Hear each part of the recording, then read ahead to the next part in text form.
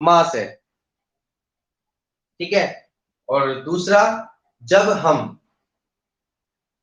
Walking कर रहे हैं तो हमारी बॉडी की वेलोसिटी क्या है, बहुत कम है। The velocity of our body is very low when we are walking.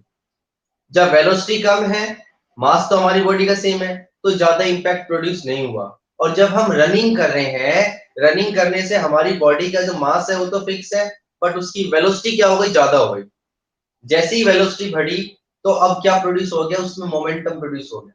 अब जब हम किसी से टकराएंगे, स्ट्राइक करेंगे, तो उसके अंदर क्या आएगा, चेंजमेंट आएगा, उसकी पोजीशन वहां से डिस्प्लेस हो सकती। मीनिंग समझ में आया बेटा? मोमेंटम का मीनिंग समझ में आया आपको? तो हम क्या बोल सकते हैं इसके अंदर, the impact produced by a moving object is called momentum.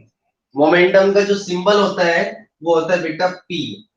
P is the symbol of momentum, and it may also be defined as the product of mass and velocity. Momentum is also defined as the product of mass and velocity, कि object का मास कितना है, कितनी velocity के साथ वो object move कर रहा है, उन दोनों का जो कंट्रीब्यूशन, जो कॉम्बिनेशन होता है, इट प्रोड्यूस द मोमेंटम। क्या प्रोड्यूस करता है वो, मोमेंटम प्रोड्यूस करता है। तो मैं अगर इसका फॉर्मूला लिखूं यहाँ पर, तो फॉर्मूला क्या निकल के आया इसका, मास इनटू में velocity. This is the formula of momentum. और सिंबॉलिक फॉर्म में लिखे तो P is equal to M V. ये किसका फॉर्मूला है हमारे पास, मोमेंटम का। समझ में आया? अब देखो, यहां से मैं यूनिट निकाल रहा हूं, SI यूनिट ऑफ मोमेंटम। क्या मुझे बता सकते हो मास की यूनिट क्या होती है बेटा? What is the unit of mass? Very good, kilogram.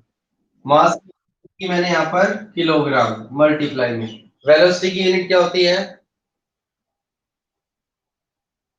What is the, metre per second. Very good बेटा, metre per second.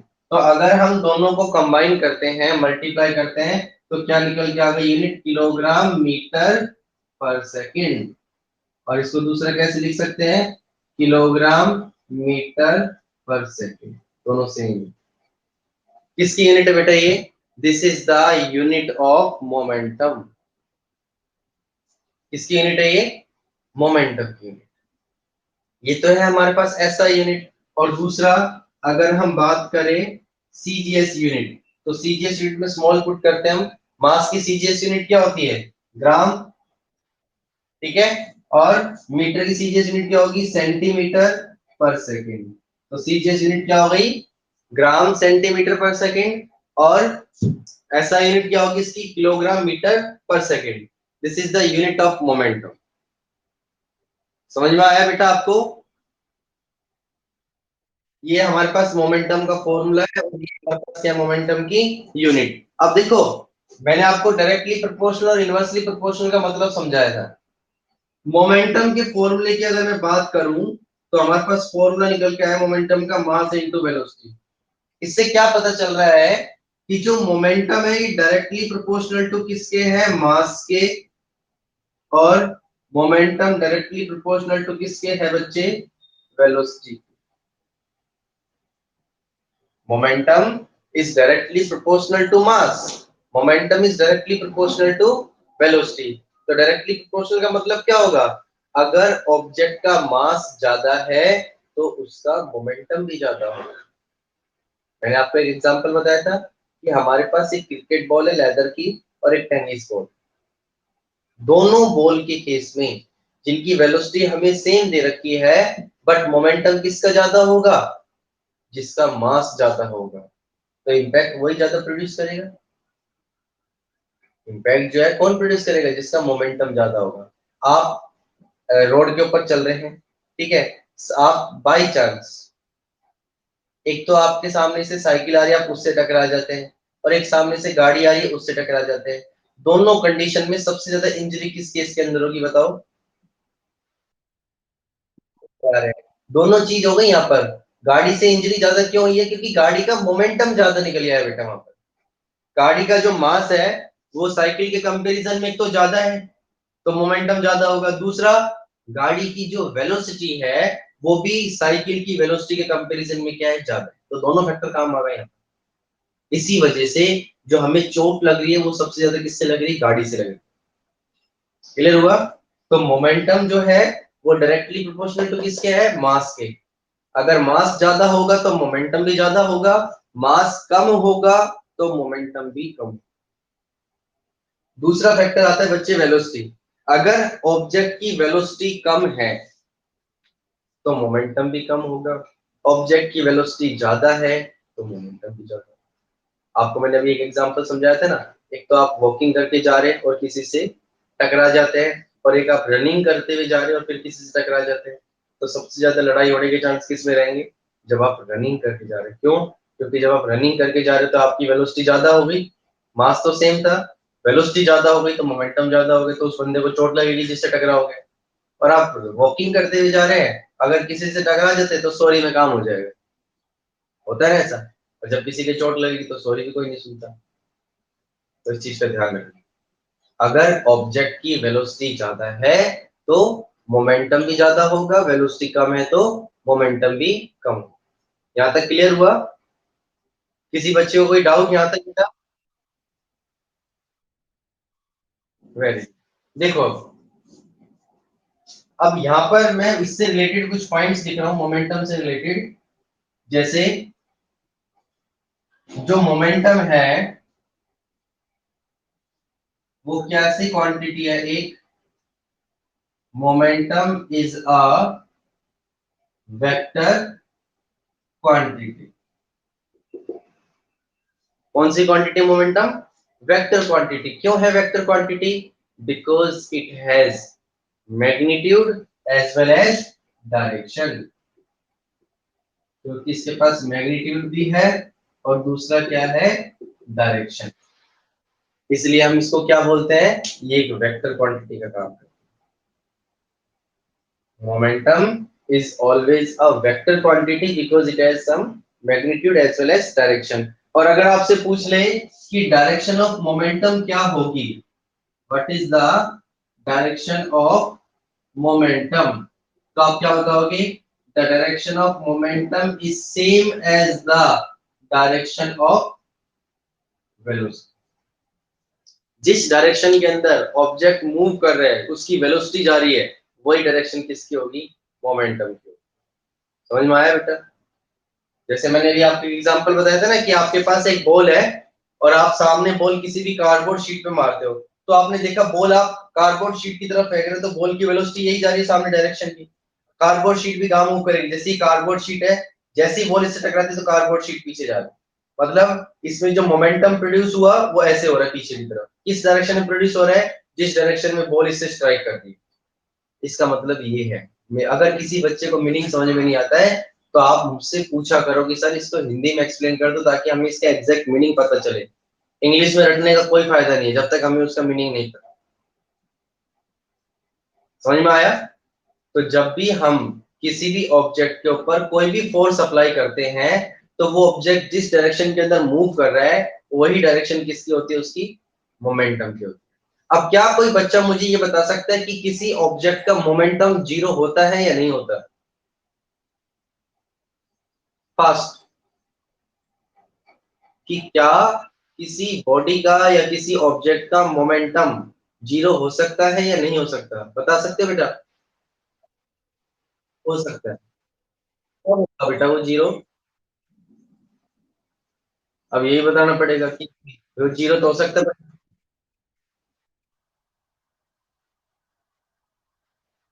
Very good. हाँ, अगर देखो मैंने मोमेंटम का फॉर्मूला बताया आपको सीधा सीधा। क्या बताया था? Mass into velocity. अगर इस फॉर्मूले के अंदर वेलोसिटी की वैल्यू में जीरो पुट कर दूं तो m इंटू जीरो क्या बन गया जी? जीरो बन गया। और ये v जीरो कब होता है? जब एक ऑब्जेक्ट किस में रखा हुआ हो? रेस्ट पोजीशन में। ये क्वेश्चन आता है एग्जाम में 1 मार्क्स का। Right the condition in which momentum of an object is zero. तो आप क्या बताओगे? When the object is in rest position. जब ऑब्जेक्ट रेस्ट पोजीशन में है तो उसका मोमेंटम क्या हो जाएगा? जीरो हो जाएगा। क्यों? क्योंकि उसकी वेलोसिटी जीरो, और वेलोसिटी को अगर मैं फॉर्मूले में पुट करूंगा, जीरो इंटू मास क्या आ गया बेटा? जीरो आ गया। So we can see that the momentum of an object is always zero when object is in rest position. यहाँ तक समझ में आया सभी को? ठीक है, पूरे कंसेप्ट में कोई डाउट है? एनीवन? चलो अब हम पढ़ते हैं इसकी एप्लीकेशन। हमारी डे टू डे लाइफ के अंदर मोमेंटम की एप्लीकेशन क्या है वो हमें समझना है।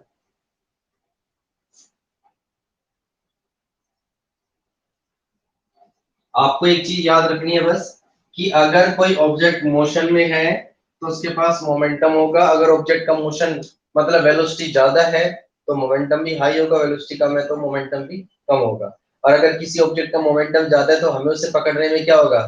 दिक्कत होगी, पेन हो सकता है, इंजरी हो सकती है। और अगर मोमेंटम कम होगा तो हम उसे इजीली पकड़ सकते हैं। देखिए फर्स्ट केस आता है इसके अंदर, कराटे प्लेयर। कराटे प्लेयर के केस में क्या होता है पहले वो समझो। देखो जैसे ये टाइल रखी हुई है,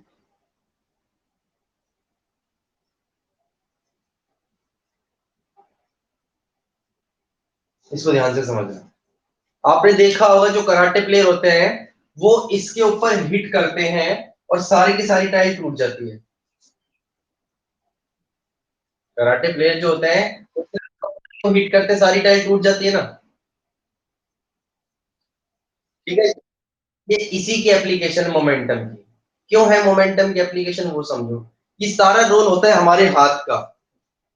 हमारे हाथ का जो मास है वो तो सेम है, ठीक है जी। अब वही कराटे प्लेयर है, अगर वो धीरे से मारता है, जैसे उसने इसके ऊपर धीरे से मारा तो ये टूट सकती है? नहीं टूटेगी। जबकि मास तो हाथ का वही है। वो क्या करते हैं, अपने हाथ को इतनी स्पीड से लेकर आते हैं जिससे जब हाथ की वेलोसिटी इंक्रीज होगी, जब वो स्पीड से हाथ को नीचे लेकर आएंगे तो वेलोसिटी इंक्रीज होगी, और वेलोसिटी इंक्रीज होगी तो हाथ का जो मोमेंटम है वो क्या हो जाएगा? बोलो, इंक्रीज हो जाएगा। तो जो ये फर्स्ट टाइल होती है वो इतने लार्ज मोमेंटम को सहन नहीं कर पाती। जो मोमेंटम इस टाइल के ऊपर प्रोड्यूस हुआ बाय द हैंड्स, तो वो मोमेंटम ये टाइल टॉलरेट नहीं कर पाती, सहन नहीं कर पाती, जिससे क्या होता है, ये टाइल क्या करती है, उस सारे मोमेंटम को नीचे ट्रांसफर कर देती है। अब जैसे जैसे वो लार्ज मोमेंटम नीचे ट्रांसफर होता जा रहा है, ये सारी की सारी टाइल क्या होती है, एक साथ क्रैक होती चली जाती है। क्योंकि in a very short time a large momentum is produced by the moving hand of a karate player. That's why he break the heap of tiles, the pile of tiles within a second. Meaning समझ में आया ये? अगर वो अपने हाथ को धीरे से चलाता है तो हाथ की वेलोसिटी कम होने की वजह से उसमें मोमेंटम कम प्रोड्यूस होगा। बट जब वो इसी हाथ को एक स्पीड के साथ नीचे लेकर आता है तो during this motion a very large momentum is produce in his hand. उसके हाथ में बहुत लार्ज, बहुत ज्यादा मोमेंटम प्रोड्यूस होता है, और वो मोमेंटम सारा का सारा जैसे ही वो टाइल से टच होता है वो सारा का सारा उस बॉडी में ट्रांसफर कर देता है। तो मैं आपको एक चीज समझाना चाहूंगा इसमें। अगर सपोज करो हमारे पास ये मार्कर है और मैं इस मार्कर को ऐसे फेंकता हूँ, तो इस मार्कर का कुछ ना कुछ मास होगा, कुछ ना कुछ इसकी वेलोसिटी होगी, तो इस मार्कर के अंदर मोमेंटम प्रोड्यूस हुआ। अब जो ये मार्कर जिस भी चीज से टकराएगा ये अपना सारा मोमेंटम उसके अंदर ट्रांसफर कर देगा। समझ में आया कुछ? लास्ट में टॉपिक आएगा एक मोमेंटम का, कि momentum neither be created nor be destroyed, transfer from one body to another body.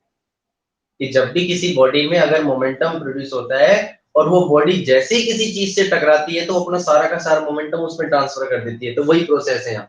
जो हाथ में लार्ज मोमेंटम प्रोड्यूस हुआ वो सारा मोमेंटम उसने उस टाइल के ऊपर ट्रांसफर किया। अब वो फर्स्ट टाइल इसको टॉलरेट नहीं कर पाती तो वो क्या करती है, इस मोमेंटम को नीचे की तरफ ट्रांसफर कर देती है, जिससे सारे पीसेस जो है वो इंस्टेंटली एक साथ सारे क्रैक होते चले। समझ में आया बेटा सब कुछ कमी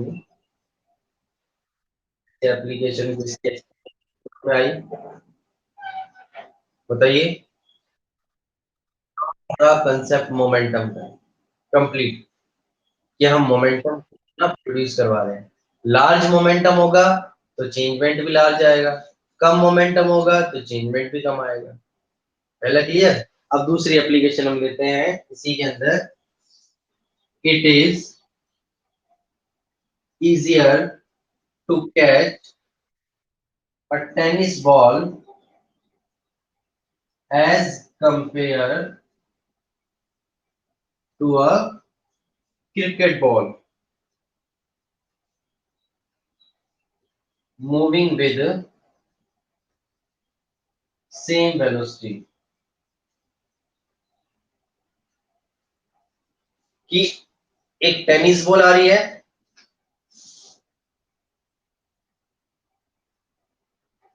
टेनिस बॉल, और एक क्या है, क्रिकेट बॉल। दोनों की जो वेलोसिटी है वो सेम है v। जब सामने से पकड़ने की बारी आती है तो इस बॉल को तो आराम से टॉलरेट कर लेते हैं, और इस बॉल को टॉलरेट करने में क्या होती है, प्रॉब्लम होती है। मतलब समझ में आया क्वेश्चन का। Why is easier to catch a tennis ball? कि टेनिस बॉल को पकड़ना आसान क्यों होता है, किसके कंपैरिजन में, as compare to a cricket ball moving with the same velocity, जबकि दोनों सेम वेलोसिटी के साथ मूव कर रही है। तो आंसर क्या होगा बेटा, सेम। कि जो टेनिस बॉल है इसका मास क्या है, कम है, that's why less momentum is produced in the tennis ball, whereas the mass of cricket ball is very large as compared to tennis ball, that's why large momentum is produced in this ball। क्योंकि cricket ball का मास ज्यादा है तो उसका momentum भी ज्यादा होगा, tennis ball का मास कम है तो उसका मोमेंटम भी क्या होगा, कम होगा। और मैंने अभी आपको बताया था जिसका मोमेंटम कम होता है उसको तो हम आराम से पकड़ लेते हैं, जिसका मोमेंटम ज्यादा होगा तो उसको पकड़ने में भी क्या होती है, हमारे को प्रॉब्लम होती है, चोट लग सकती है। Is it clear. तो इसका आंसर हमें मोमेंटम की टर्म्स में देना है कि क्रिकेट बॉल का मोमेंटम ज्यादा है और टेनिस बॉल का मोमेंटम क्या है, कम। That's why it is easier to catch a tennis ball as compare to cricket ball. Clear हुआ।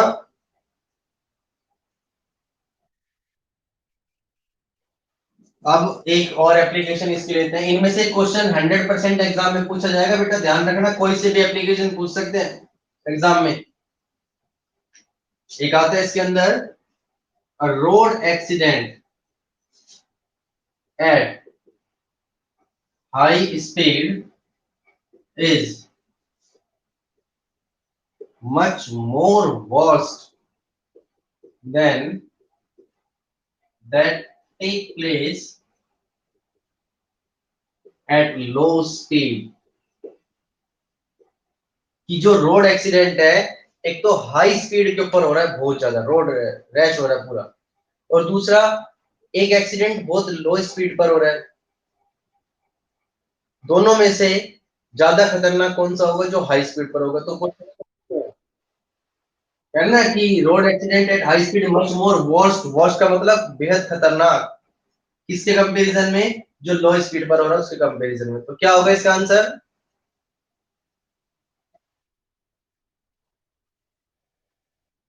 Very good, very good. देखो जब ऑब्जेक्ट की जो वेलोसिटी है वो बहुत हाई है तो उसका मोमेंटम भी क्या होगा, हाई होगा। जब मोमेंटम हाई होगा तो जैसे ही वो व्हीकल किसी भी बंदे से, किसी पर्सन से टकराएगा तो अपना लार्ज मोमेंटम उसमें ट्रांसफर कर देगा, जिससे उसको चोट ज्यादा लगेगी। और दूसरा, अगर कोई व्हीकल लो स्पीड पे चल रहा है तो उसका मोमेंटम भी कम होगा, अगर वो किसी पर्सन से टकराएगा तो उसको ज्यादा चोट नहीं आएगी। इसलिए आपने देखा होगा जब कभी भी हाईवे के ऊपर जो एक्सीडेंट होते हैं वो इतने खतरनाक होते हैं, कई बार गाड़ी की गाड़ी टूट जाती है पूरी। क्यों, क्योंकि दोनों सामने से एक स्पीड के अंदर आ रही है, इधर से कार भी हाई स्पीड से आ रही है, ट्रक भी हाई स्पीड से आ रहा है, दोनों का मास भी ज्यादा है, बट ट्रक का मास ज्यादा है, ठीक है, और कार का मास क्या है, कम। तो मोमेंटम ज्यादा किसमें हुआ, ट्रक में। जैसे ही वो गाड़ी से स्ट्राइक करता है तो अपना सारा का सारा मोमेंटम वो ट्रक में गाड़ी में ट्रांसफर करता है और गाड़ी अपना सारा मोमेंटम ट्रक में ट्रांसफर करती है। तो ट्रक तो उस मोमेंटम को टॉलरेट कर लेता है, झेल लेता है, क्योंकि उसका मास ज्यादा है। बट कार का मास कम होने की वजह से वो उस मोमेंटम को टॉलरेट नहीं कर पाती, जिससे सारी की सारी कार टूट जाती है और जो पर्सन उसके अंदर होते हैं वो एक्सीडेंट के अंदर मर भी जाते हैं या घायल भी हो जाते हैं। समझ में आया? बच्चों कोई डाउट तो नहीं इस टॉपिक में? चलो अब हम इसके करते हैं न्यूमेरिकल, कि मोमेंटम के बेस पे न्यूमेरिकल किस तरह से पूछे जाते हैं।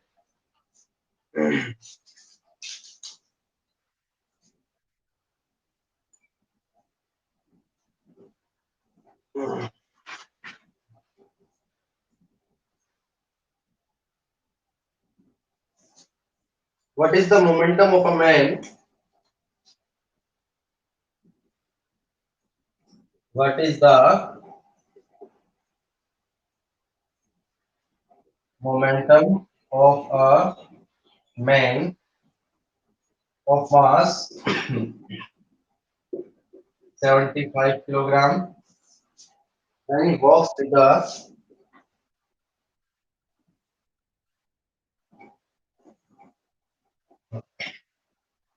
uniform velocity of, बेटा माइक ऑफ कीजिए जिसका भी ऑन है, किलोमीटर पर सेकंड। ये माइक ऑफ कीजिए बेटा, किसका माइक ऑन है? नितेश, माइक ऑफ कीजिए बेटा अपना। तो देखो, एक पर्सन है जिसका मास दे रखा है हमें 75 kilogram. The mass of a person is 75 kilogram. और वो कितनी यूनिफॉर्म वेलोसिटी के साथ चल रहा है? वो चल रहा है 2 मीटर पर सेकंड की वेलोसिटी के साथ। हमें बताना है कि उसका मोमेंटम क्या हो, what will the momentum of this में। तो आपको कोई चीज क्वेश्चन में गिवन होती है, पहले उसको लिखा करो। जैसे मास कितना दे रखा है हमारे को? 75 किलो, ठीक है। और वेलोसिटी कितनी दे रखी है जिससे वो चल रहा है? पर सेकंड। मोमेंटम का सिंबल बताया था मैंने आपको, पी। तो होगा मास इनटू वेलोसिटी। मास कितना दे दिया? 75। वेलोसिटी तो 75 को 2 से किया, कितना आ गया? 150 किलोग्राम मीटर पर सेकंड। 150 किलोग्राम मीटर पर second. This is the momentum of this man. एक चीज और ध्यान रखना, कई बार इन क्वेश्चन के अंदर जो मास होता है वो हमें ग्राम में गिवन होता है। किसमें गिवन होता है? ग्राम में। क्वेश्चन सोल्व करने से पहले you have to convert this gram into kilogram by dividing with 1000। हमें पहले उस ग्राम को किलोग्राम में चेंज करना है 1000 से डिवाइड करके।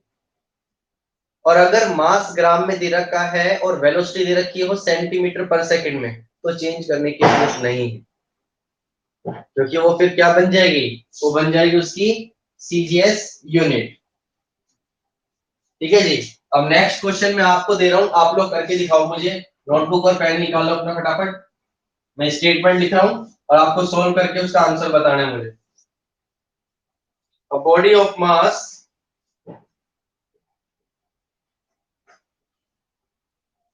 a body of mass 25 kilogram has a momentum of 125 kilogram meter per second. Calculate the velocity of the body. Calculate the velocity of the body. करो इस क्वेश्चन को फटाफट।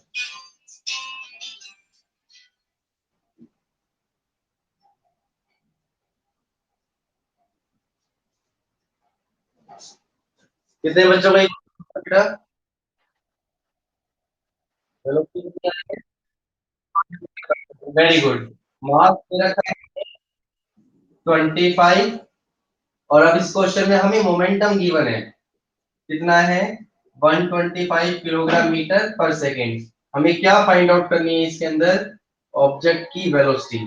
तो मोमेंटम का फॉर्मूला मास इनटू वेलोसिटी, और velocity का formula momentum upon में मास, ये m डिवाइड में आ गया। ठीक है, तो मोमेंटम दे रखा आपको 125, मास दे रखा 25, 25 5 से 125, तो v की वैल्यू कितनी आ गई हमारे पास 5 मीटर पर सेकेंड। किसी भी क्वेश्चन को सोल्व करने के बाद उसकी यूनिट लगाना मत भूलना, इस यूनिट के मार्क्स कट जाते हैं अगर आपने यूनिट नहीं लगा रखी होगी।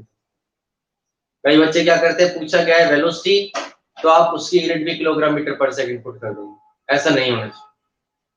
जो टर्म हमें पूछी जाती है उसी की यूनिट हम पुट करेंगे। समझ में आया बेटा? आज का हमारा टॉपिक था मोमेंटम। अब इस टॉपिक के जितने भी क्वेश्चंस हैं वो आपको घर पर रिवाइज करने हैं। ठीक है, और फिर भी अगर आपको कोई डाउट हो तो उसको हम नेक्स्ट क्लास के अंदर डिस्कस करें। इसमें कोई प्रॉब्लम है किसी? आज भेजूंगा बेटा नोट्स, उसमें जो लिंक है वो उसका बन नहीं पा रहा था, इसलिए वो नोट्स सेंड नहीं हो पाए थे बेटा आपके। ठीक है ना, आज मैं इसके नोट्स आपको सेंड करूंगा, एक साथ कर देंगे सारे। और कोई डाउट किसी बच्चे को? तो इस टॉपिक को बेटा अच्छे से रिवाइज करना। ठीक है, ओके बेटा, थैंक यू बेटा, God bless you, stay home, stay safe, and you may leave the class.